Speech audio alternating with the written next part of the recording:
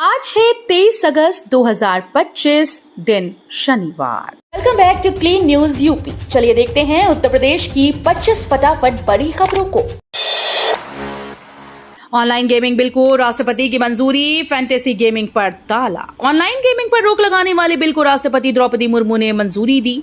संसद के दोनों सदनों से पारित ये बिल अब कानून बन चुका है। इसके लागू होते ही fantasy league, card games, online lottery, poker, rummy और सट्टेबाजी जैसे खेलों पर पूरी तरह से प्रतिबंध लगा दिया गया। सरकार का कहना है कि यह कदम युवाओं को लत, धोखाधड़ी और आर्थिक नुकसान से बचाने के लिए जरूरी था। योगी सरकार का दावा, खाद की कोई कमी नहीं, मंडलवार पर्याप्त स्टॉक उपलब्ध। योगी सरकार ने किसानों को आश्वस्त किया कि प्रदेश में खाद उर्वरकों की कहीं भी कमी नहीं है। सभी मंडलों में पर्याप्त मात्रा में यूरिया, डीएपी और एनपीके उपलब्ध है। मुख्यमंत्री योगी आदित्यनाथ ने कालाबाजारी और ओवर रेटिंग रोकने के निर्देश दिए। कृषि विभाग के ताजा आंकड़ों के मुताबिक प्रदेश में 22 अगस्त तक 5.95 lakh metric ton urea, 3.91 lakh metric ton DAP और 3.01 लाख मीट्रिक टन एनपीके का स्टॉक मौजूद है। साइबर अपराधियों पर शिकंजा कसने को तैयार, मिली 13 कैबिनेट्स और 75 मोबाइल फॉरेंसिक वैन। योगी सरकार ने साइबर अपराधियों पर शिकंजा कसने के लिए बड़ा कदम उठाया। प्रदेश को 13 कैबिनेट्स और 75 मोबाइल फॉरेंसिक वैन की सौगात मिली। सीएम योगी ने कानून प्रवर्तन में फॉरेंसिक साइंस को अनिवार्य कर दिया ताकि अपराधियों को जल्द पकड़कर सजा दिलाई जा सके। पिछले 8 वर्षों में सरकार ने आधुनिक फॉरेंसिक लैब और अत्याधुनिक उपकरणों की व्यवस्था की। अल्प मध्यम वर्ग को सौगात, गोरखपुर में 2 नए कल्याण मंडपम का सीएम योगी करेंगे लोकार्पण। गोरखपुर के अल्प और मध्यम आय वर्ग के परिवारों को बड़ा तोहफा मिलने जा रहा है। मुख्यमंत्री योगी आदित्यनाथ आज मानबेला और राप्ती नगर विस्तार में बने 2 नए कल्याण मंडपम का लोकार्पण करेंगे। इन मंडपम में जरूरतमंद परिवारों को शादी ब्याह और अन्य मांगलिक कार्यक्रमों के लिए मैरिज हाउस जैसी आधुनिक सुविधाएं मिलेंगी। कानपुर सुपरस्टार्स की चौथी हार, नोएडा किंग्स ने 4 विकेट से जीता रोमांचक मैच। लखनऊ के एकाना स्टेडियम में खेले गए यूपी टी20 के 12वें मुकाबले में कानपुर सुपरस्टार्स को लगातार चौथी हार का सामना करना पड़ा। टॉस जीतकर गेंदबाजी करने उतरी नोएडा किंग्स ने शानदार प्रदर्शन किया और कानपुर को 19.3 ओवर में 110 रन पर समेट दिया।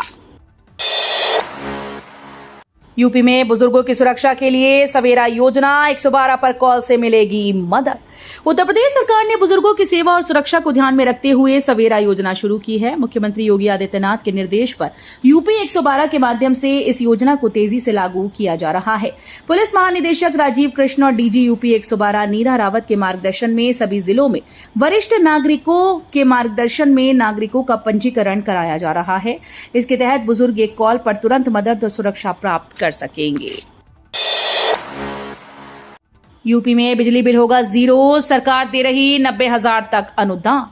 उत्तर प्रदेश में अब लोगों को महंगे बिजली बिलों से राहत मिलने वाली है। पीएम सूर्य घर मुफ्त बिजली योजना के तहत घरों में सोलर पैनल लगवाकर उपभोक्ता अपना बिजली बिल शून्य कर सकते हैं। जिलाधिकारी चंद्रमोहन गर्ग ने शुक्रवार को कलेक्ट्रेट परिसर से हनुमत सोलर हाउस के प्रचार वाहनों को हरी झंडी दिखाकर रवाना किया। स्मार्ट विकसित नगर पालिका योजना, गौरवपा टीवी स्टेशन व डिजिटल सेवाओं से बदलेगी तस्वीर। लखनऊ में शुक्रवार को मुख्यमंत्री योगी आदित्यनाथ ने नगर विकास विभाग की समीक्षा करते हुए नगर पालिकाओं को स्मार्ट और विकसित बनाने के निर्देश दिए। स्मार्ट विकसित नगर पालिका योजना के तहत जिला मुख्यालय की पालिकाओं को आधुनिक और नागरिक केंद्रीय स्वरूप दिया जाएगा। इसमें गौरव पथ, पिंक टॉयलेट, शहरी सुविधा केंद्र, स्मार्ट क्लास रूम व आंगनबाड़ी, थीम आधारित पार्क, ऐतिहासिक धरोहर संरक्षण, जलाशयों का पुनर्जीवन, ईवी चार्जिंग स्टेशन, ग्रीन क्रेमिटोरियम और डिजिटल सेवाओं जैसी सुविधाएं शामिल होंगी। नोएडा के किसानों को बड़ी सौगात, यमुना प्राधिकरण ने किया भूखंड आवंटन। नोएडा के किसानों के लिए यमुना प्राधिकरण ने बड़ी खुशखबरी दी। अच्छेजा बुजुर्ग गांव के 331 किसानों को 7% आबादी भूखंड का आवंटन कर दिया गया। आवंटन प्रक्रिया प्राधिकरण कार्यालय में किसानों की मौजूदगी में ड्रॉ के जरिए संपन्न हुई। ईडा ने सभी पात्र किसानों की सूची अपनी आधिकारिक वेबसाइट पर अपलोड कर दी। नोएडा पुश्ता एलिवेटेड रोड निर्माण में अड़चन, एनओसी मिलने का इंतजार। नोएडा में पुश्ता एलिवेटेड रोड के निर्माण की प्रक्रिया फिलहाल सिंचाई विभाग की एनओसी पर अटकी हुई है। उम्मीद है कि जल्द ही विभाग से अनापत्ति प्रमाण पत्र मिल जाएगा। जिले के प्रभारी और प्रदेश सरकार में लोक निर्माण विभाग के राज्य मंत्री कुंवर ब्रजेश सिंह ने इस संबंध में जल शक्ति मंत्री स्वतंत्र देव सिंह से आग्रह किया। प्रस्तावित एलिवेटेड रोड सेक्टर 94 गोल चक्कर से शुरू होकर सेक्टर 150 तक जाएगी। यूपी में शिक्षक भर्ती से बीएड की अनिवार्यता खत्म, अभ्यर्थियों ने जताया विरोध। उत्तर प्रदेश में शिक्षक भर्ती को लेकर बड़ा बदलाव किया गया। अब शिक्षक बनने के लिए बीएड की अनिवार्यता को हटा दिया गया। इसका फायदा उन अभ्यर्थियों को मिलेगा जिनके पास बीएड की डिग्री नहीं है, वो भी आवेदन कर पाएंगे। हालांकि इस निर्णय का अभ्यर्थियों का एक वर्ग विरोध कर रहा है। दरअसल राजकीय माध्यमिक विद्यालयों में कंप्यूटर विषय के लिए एलटी ग्रेड सहायक अध्यापक परीक्षा में बीटेक डिग्री धारकों को पात्रता से बाहर कर दिया गया। इसी के चलते विवाद गहरा गया है। मेरठ लखनऊ वंदे भारत अब अयोध्या वाराणसी तक यात्रियों को मिलेगा सीधा लाभ। मेरठ लखनऊ वंदे भारत एक्सप्रेस का दायरा बढ़ गया है। 27 अगस्त से ये ट्रेन लखनऊ से आगे अयोध्या धाम और वाराणसी तक जाएगी। मुरादाबाद से गुजरने वाली इस ट्रेन से यात्रियों को बड़ी सुविधा मिलेगी। अब वे सीधे अयोध्या में श्री राम मंदिर और वाराणसी में बाबा विश्वनाथ के दर्शन कर सकेंगे। मेरठ से वाराणसी का सफर लगभग 12 घंटे का होगा, जबकि मुरादाबाद से अयोध्या पहुंचने में करीब 7 घंटे 13 मिनट और वाराणसी तक पौने 10 घंटे का समय लगेगा। अवध चौराहे पर बन रहा अंडरपास, दिल्ली आगरा रूट के सफर में मिलेगी रफ्तार। लखनऊ से दिल्ली, नोएडा, आगरा, मथुरा, कन्नौज जाने वाले यात्रियों के लिए बड़ी राहत की खबर है। राजधानी के व्यस्ततम अवध चौराहे पर जाम की समस्या दूर करने के लिए अंडरपास का निर्माण तेजी से हो रहा है। वीआईपी रोड से आने वाले वाहन सीधे अवध अंडरपास के जरिए पारा रोड पर निकल जाएंगे। अभी तक यहां यात्रियों को रोजाना 25 से 30 मिनट तक जाम में फंसना पड़ता था, लेकिन अंडरपास बन जाने के बाद ये समय बच जाएगा।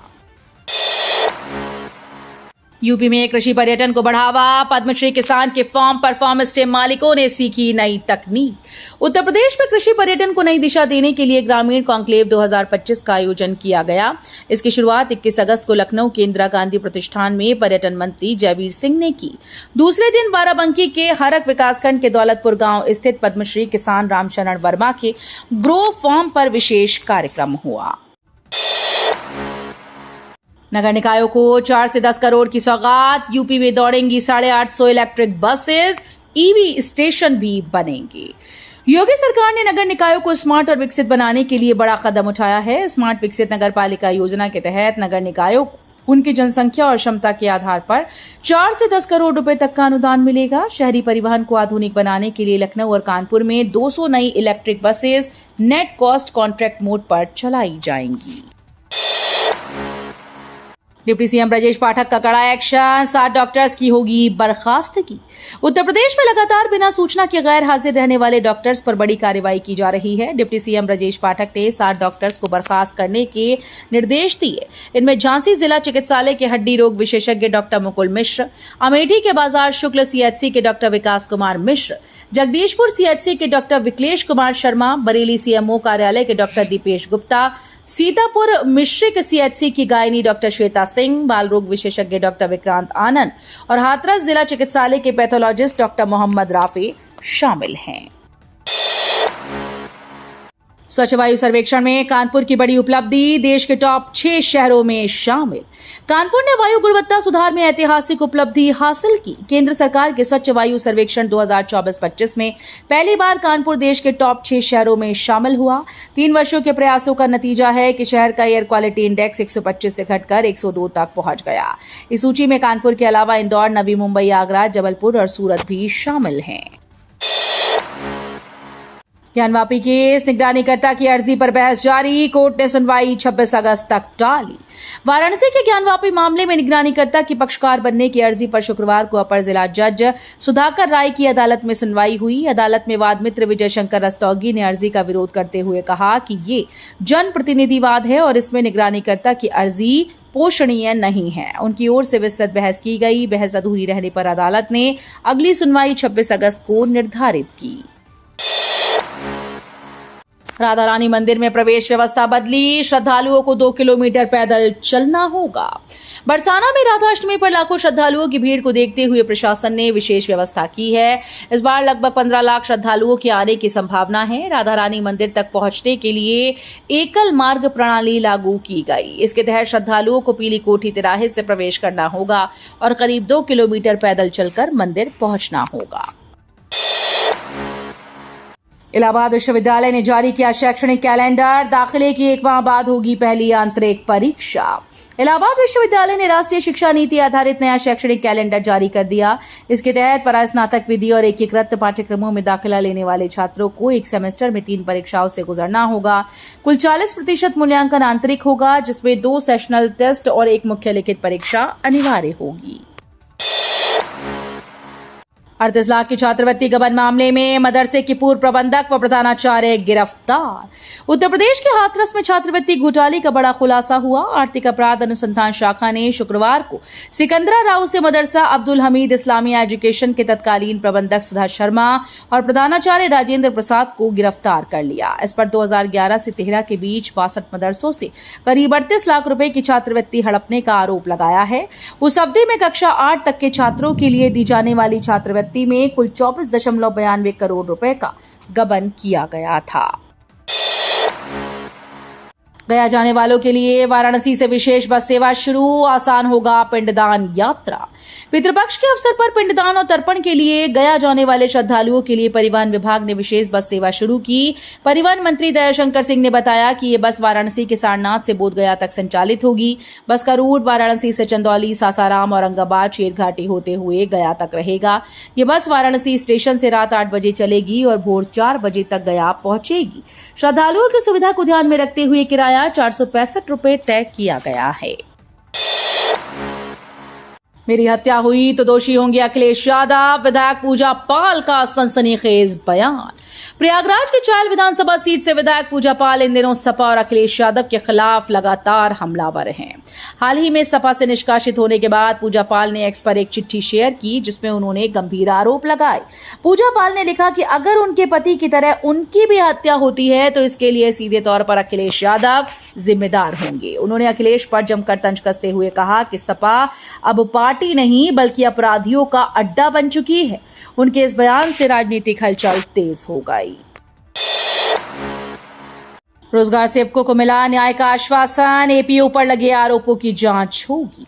कानपुर के घाटमपुर में मानदेय न मिलने और अन्य समस्याओं को लेकर धरने पर बैठे रोजगार सेवकों से राज्य मंत्री प्रतिभा शुक्ला ने मुलाकात की। सेवकों ने शासनादेश की अनदेखी और मानदेय न मिलने की शिकायत की। साथ ही एपीओ पर महिला रोजगार सेवकों से अभद्रता करने का आरोप लगाते हुए उनके हटाने की मांग की। अयोध्या में 7वां फिल्मी रामलीला महोत्सव, भूमि पूजन के साथ हुई तैयारियों की शुरुआत। अयोध्या एक बार फिर से भव्य फिल्मी रामलीला के रंग में रंगने को तैयार है। रामकथा पार्क में शुक्रवार को वैदिक मंत्रोच्चार और साधु संतों की मौजूदगी में भूमि पूजन हुआ। फिल्मी रामलीला समिति के अध्यक्ष सुभाष मलिक बॉबी ने बताया कि इस वर्ष 7वां संस्करण 22 सितंबर से 2 अक्टूबर तक आयोजित होगा। हर रोज शाम 7 बजे से रात 10 बजे तक होने वाली रामलीला में देश के नामचीन कलाकार हिस्सा लेंगे। तो ये थी आज की 25 फटाफट बड़ी खबरें। अगर आपको न्यूज पसंद आई हो तो वीडियो को लाइक और शेयर जरूर करें। धन्यवाद।